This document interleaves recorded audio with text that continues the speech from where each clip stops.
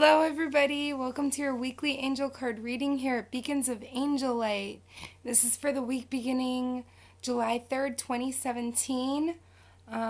We have a full moon in Capricorn, both July 8th and 9th.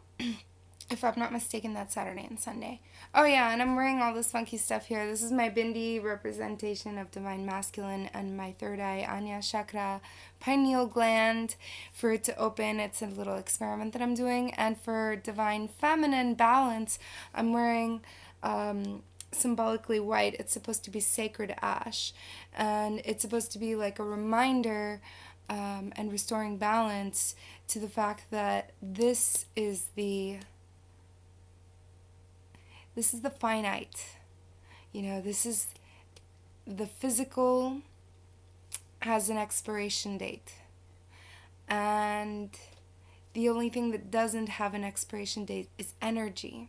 What's the energy is the thoughts, the consciousness. So the consciousness existed before and will continue to exist after the physicality. And so this is a simple reminder of that which is going on in my beautiful mind. And it's also an experiment to see how much better I can focus because I am extremely ADD and this is something that I'm playing with. I've been hanging out with my Moldavite. It's one of my favorites.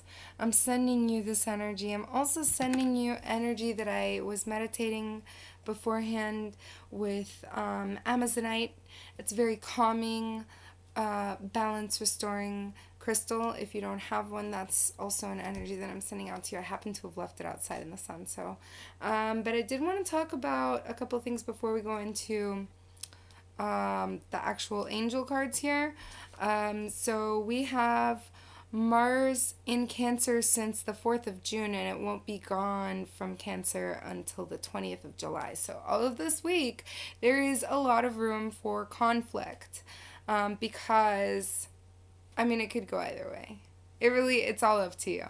But for the people who like conflict, for the people who already have a tendency to be aggressive, there's much more room for that to evolve and expand because Mars is the planet of animal instincts. And so it's like we're on survival mode and everybody's kind of each for himself. I know that most of you light workers are not that way, and I invite you all to yet again rise above the smoke and do your thing. Also, we have Venus and Taurus. Taurus and Libra are the signs that belong to Venus, if you will. When you think of Venus, you think of love and harmony. And yes, that could definitely be playing out in this particular week, being that it's in Taurus. But it could also be the shadow side of that. It could be hatred and disharmony and resistance and what's the word that I'm thinking of? Repulsion. Yeah. So ideally what we're looking for is restoring balance after a troubled time with a greater, deeper appreciation because what's been happening or what is going to unfold is a lack of appreciation. There we go. I also wanted to talk about, emotions. We're going to be exposed to a surge of emotions because of Venus being in Taurus, a surge of emotions. Now, emotions are very similar to thoughts. They don't materialize in three-dimensional existence. They materialize before three-dimensional existence in some other dimension beyond 3D. I can speculate and say I believe it's fifth dimension. It's what I've been informed by my sources. I don't have any tangible proof on that. So I'm going to leave it at that. But acknowledge your emotions. Acknowledge your thoughts. And I'm not talking about the fear. The fear is a conditioning. The fear is an illusion that we've been trained to embrace as an emotion, and it's not an emotion. Fear is conditioning, trained thinking that didn't originally exist. It's not a love thought, so that's not real. Okay, so embracing the fear, for instance, rising above it and acknowledging it and choosing to move forward in spite of it. It's not ignoring it, it's embracing it. Okay, so that all aside, it's a joyous time. Great things are happening, and it's time to celebrate. So get out there and make time to make memories, take pictures, and celebrate. It merits the occasion. I'm not talking about flaunting it. I'm not talking about, being a show-off or anything like that. I am talking about really celebrating because you owe it to yourself. Good job. Whatever it is that you accomplished, good job. And it's on the way. There's more of it. So it's time to laugh, smile, take pictures, make memories, get out there and do stuff that you wouldn't ordinarily do. The sun is in Cancer, so it helps to lighten up that vibe. Also, the solution is in nature. The solution is in nature. The solution is in nature. Nature has all of the answers. Don't focus on the challenge. Focus on the solution. There's so much room for conflict. If you focus on the challenge will become your reality. Focus on the solution. If you can't find the solution, focus on the possibility of one. It will present itself. Pluto opposing Mars, like I was saying, it can create conflict, and for the people who have violent tendencies, they are going to be even more aggressive. So beware, light workers. Now I'm going to go ahead and shuffle these cards. Blue Angel Oracle cards by Tony Carmine Salerno. Psh, psh, psh. Okay, it's this one. And this one. And that one. Oh my gosh, it's a lot of cards. First we got the Healing Angel, Peace. The number is 29. We get this one a lot as light workers. We are healers. We are healing so many people, yet we are oftentimes the most broken because we identify with the ones that we want to help. So let me read it to you from the book. 29. Accepting life as it brings peace and healing, you can start to heal both yourself and our planet through acceptance. Yet acceptance does not mean that you give up on attempting to improve things. It simply means accepting that there may be a higher purpose to things, even though we do not see it. Regardless of your situation, peace is possible now. It will never be any more or less possible than now. Life will continue its course, driven by a will higher than your own. Little we can do can ever change that, and yet we can change our own perception of our circumstance and surroundings, and this will make a difference.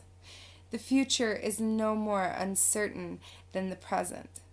And that's a quote by Walt Whitman. So I know I've read that to you guys before, at least on live if I haven't done it.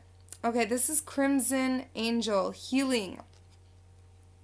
Peace and healing. I'm trying to show it to you so that you can see it without a glare. So this is number 11. Beautiful number 11. Lots of people actually I know need healing. And healing on a physical level, healing on a psychological level, healing on an emotional level, and healing on a mental. I'm not talking about a psychological level, like healing on a whole way of like how you think in regards to yourself and how you treat yourself inside of your inner monologue inside of your head. We need to cleanse all of that debris, the toxicity, the way that we treat ourselves.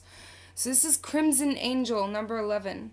The beautiful angel on this card with her tapestry of crimson and gold and green reflects her healing light. She is here to help you through this time of deep reflection and healing. There is nothing you need to do other than simply relax. Over the coming days, you may find yourself thinking of times gone by.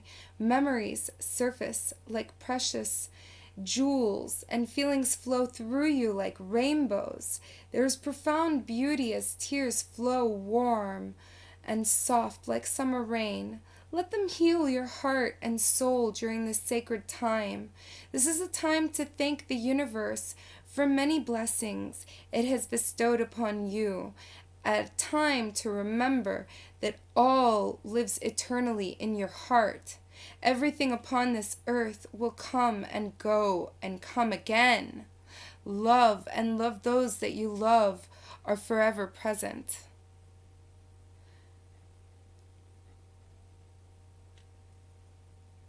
And I know who this is talking to, actually. There's someone who's experienced a huge loss. And there may be more than someone who's experienced a huge loss in this week. And that's the healing that you're dealing with. But there are all different kinds of layers of healing. Life is constantly changing, but its core essence remains the same. True love never changes. It grows stronger as it drifts back to its eternal glow. You are forever in my heart, a memory that fills me with rainbow light. And then we got eternity, the immortal present, 44. Immortal present. This is about the immortal I am that I am that I am. And this body that I have is only an avatar for the I am that I am. 44. Gosh, I have to hurry up. We're running out of time. Okay. This life which projects you forward is also the eternal life which folds back within itself endlessly, time and time again.